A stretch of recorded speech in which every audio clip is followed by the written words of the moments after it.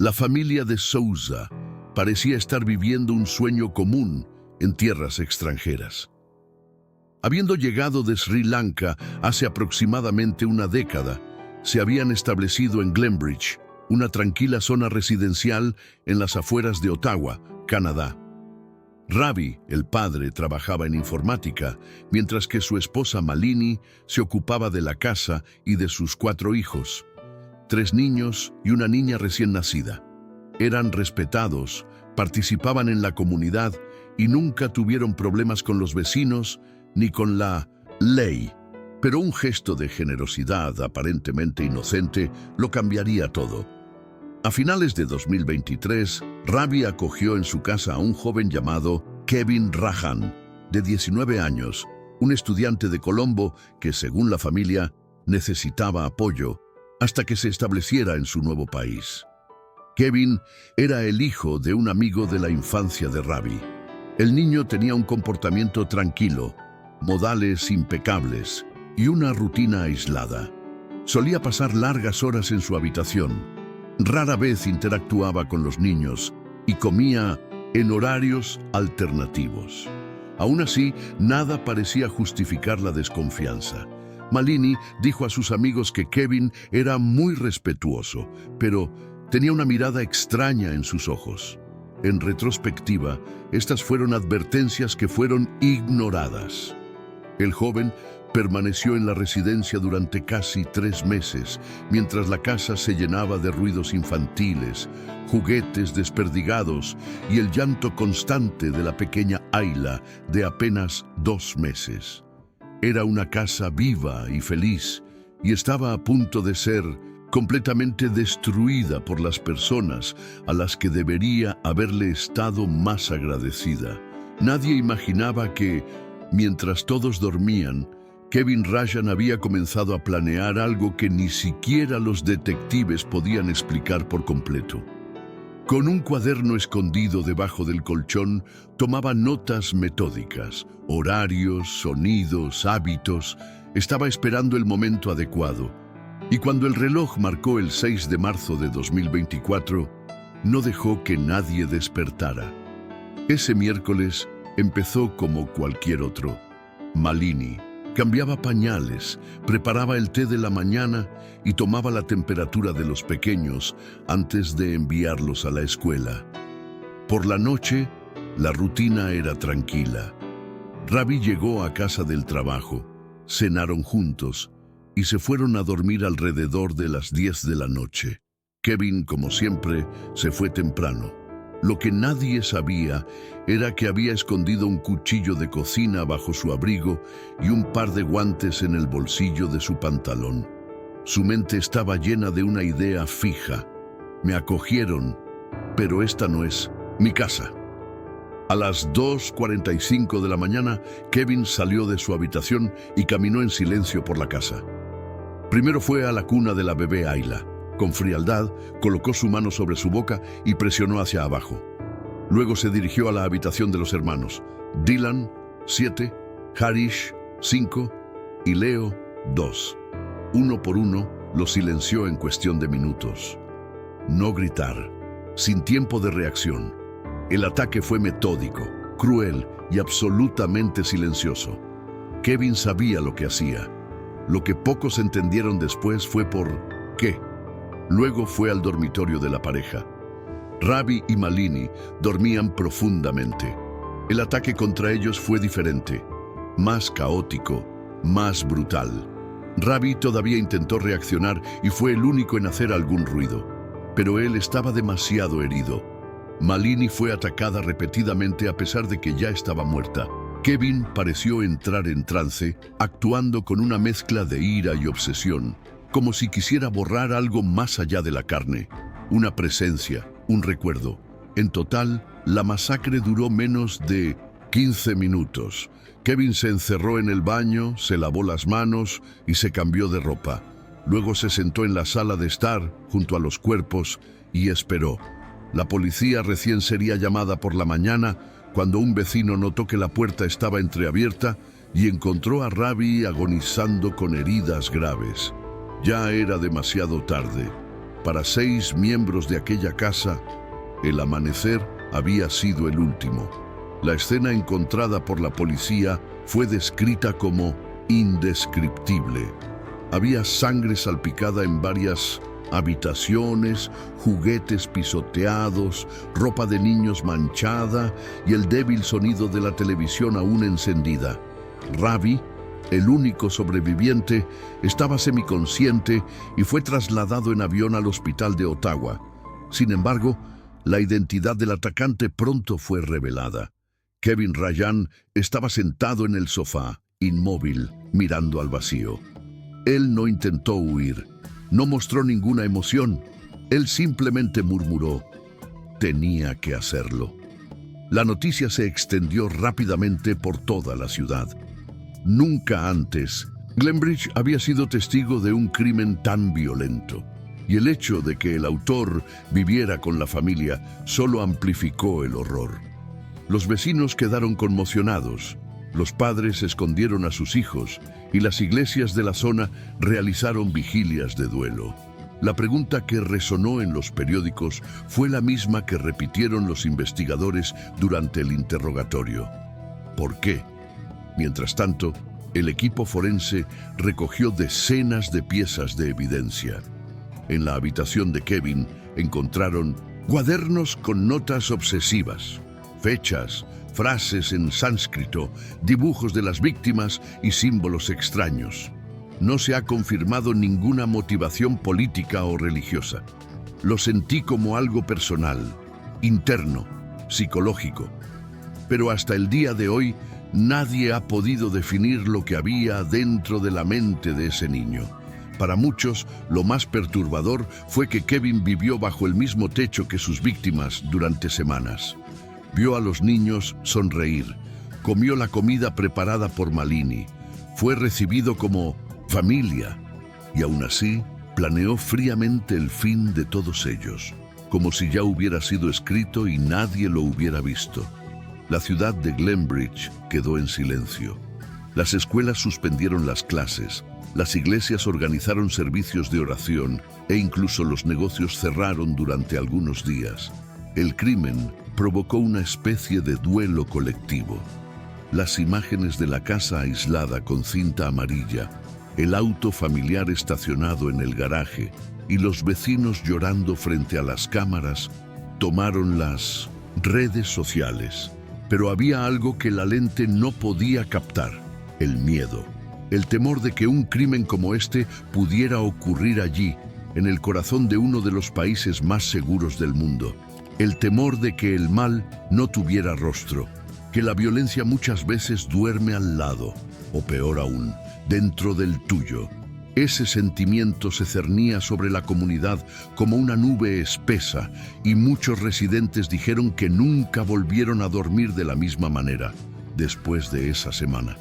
El entierro masivo de las víctimas atrajo a cientos de personas, ataúdes demasiado pequeños, demasiadas flores, demasiado silencio. El padre, Ravi, todavía en coma inducido, no pudo asistir.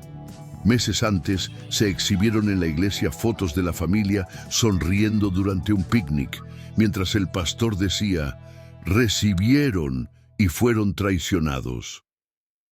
Ninguna explicación fue suficiente para calmar la desesperación de la comunidad.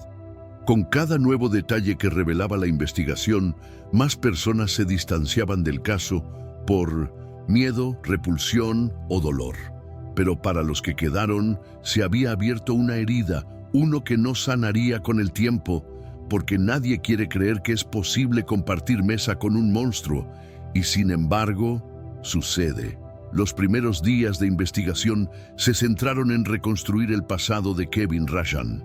La policía canadiense, con el apoyo de las autoridades de Sri Lanka, rastreó las escuelas, los vecinos y los registros médicos del joven. Lo que encontraron fue casi nada. Kevin no tenía antecedentes penales, nunca había tenido un diagnóstico psiquiátrico formal y tampoco tenía antecedentes de comportamiento agresivo. Era como si fuera invisible. Un estudiante promedio, silencioso con pocos amigos y sin vínculos afectivos. Todo en él parecía normal, hasta que dejó de serlo. En entrevistas, ex profesores describieron a Kevin como demasiado introspectivo para su edad.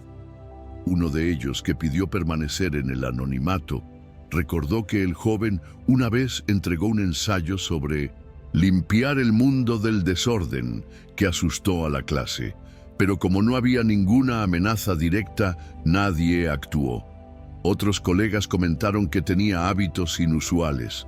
Miraba fijamente a la gente sin decir nada, guardaba papeles con frases inconexas y odiaba que lo tocaran. Al llegar a Canadá, Kevin no mostró ninguna alegría. Para él, empezar de nuevo parecía una obligación. Según Ravi, el joven se negaba a que le tomaran fotografías, no quería ir a eventos comunitarios y cerraba su habitación con llave incluso cuando salía. Malini le comentó una vez a un vecino: no habla, observa. Los niños le tenían miedo. Dylan, el mayor, una vez le dijo a su padre que Kevin no parpadeó cuando estaban en la misma habitación. El discurso fue tomado como una broma. Hoy en día parece una advertencia desatendida. Los peritos forenses analizaron los cuadernos encontrados y elaboraron un posible perfil psicológico: obsesivo, metódico, narcisista y, sobre todo, despersonalizado. Kevin no veía a las víctimas como personas. Los vi como interrupciones en su silencio. No había celos, no había amor, solo hubo cálculo y silencio. Con Ravi en coma inducido médicamente y los cuerpos identificados, la policía canadiense comenzó a reconstruir una cronología completa.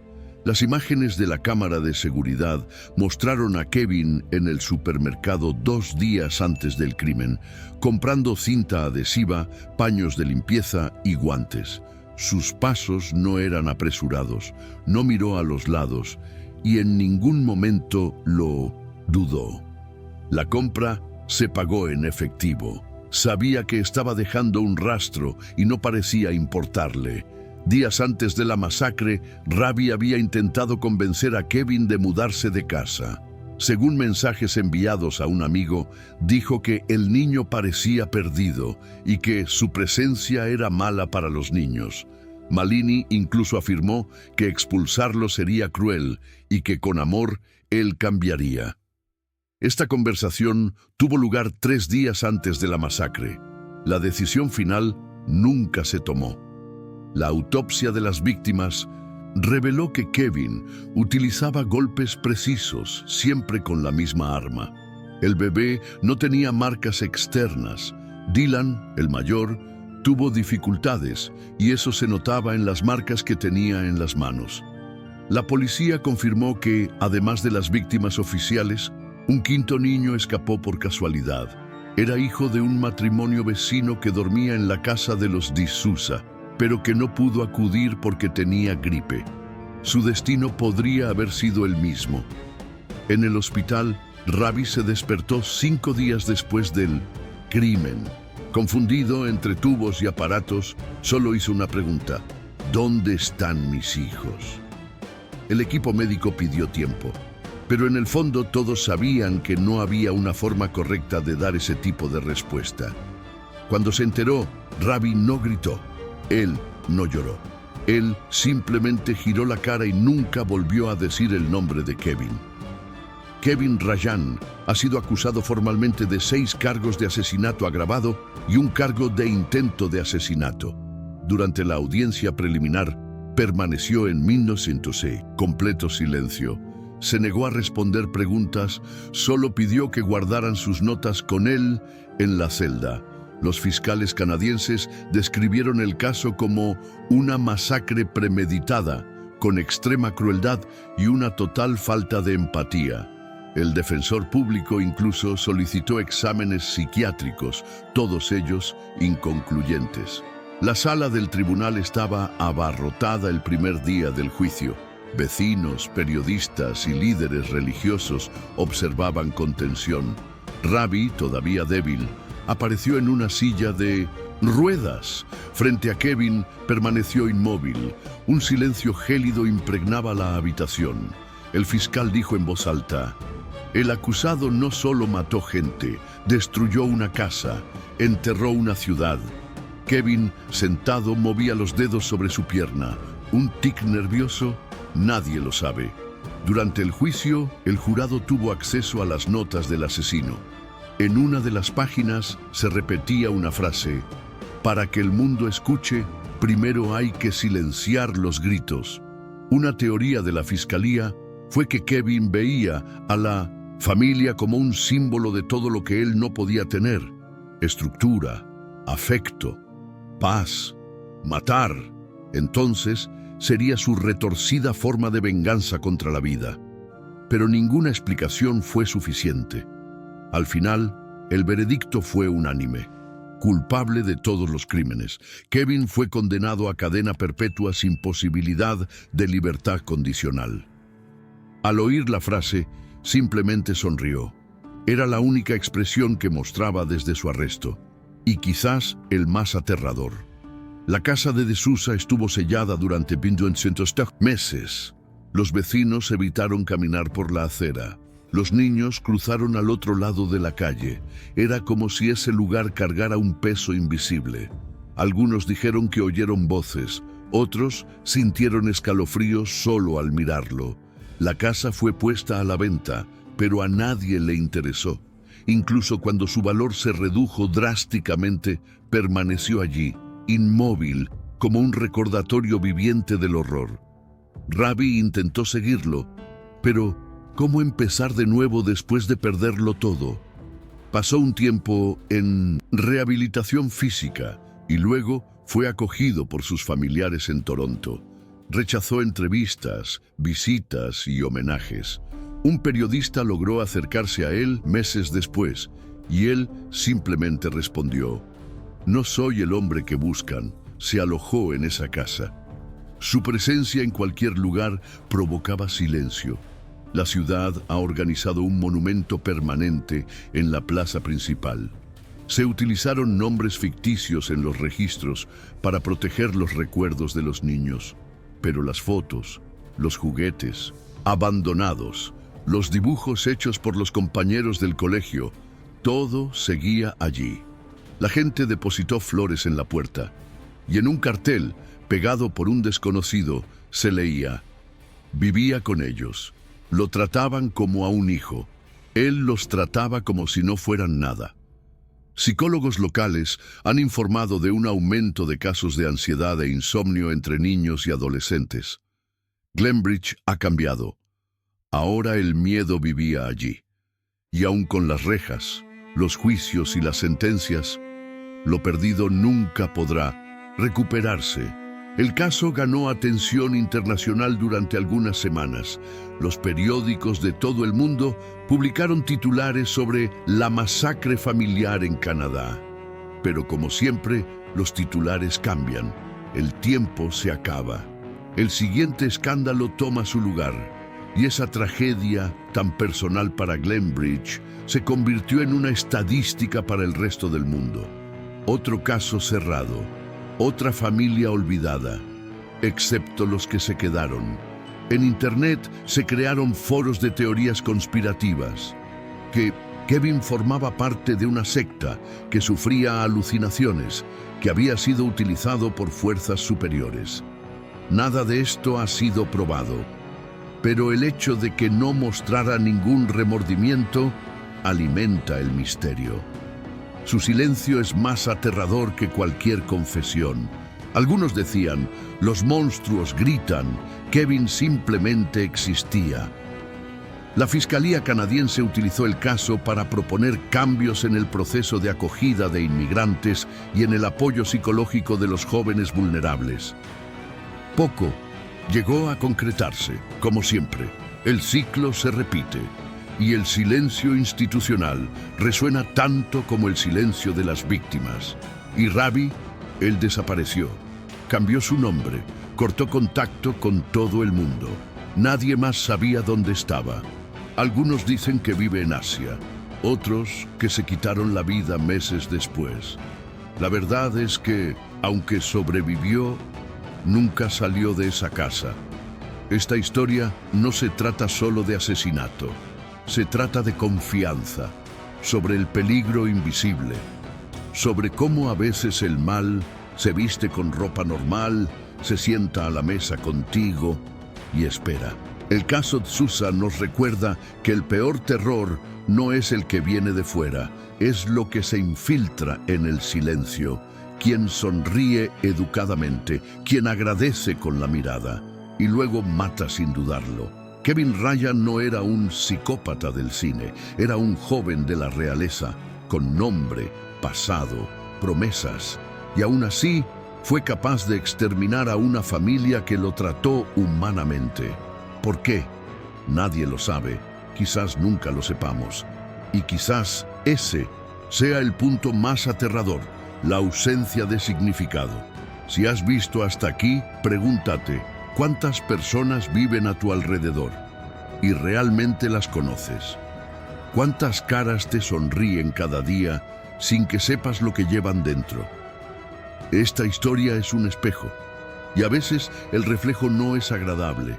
Suscríbete al canal, activa la campanita y comparte esta historia con alguien que quieras, porque lo que pasó en esa casa podría pasar en cualquier lugar.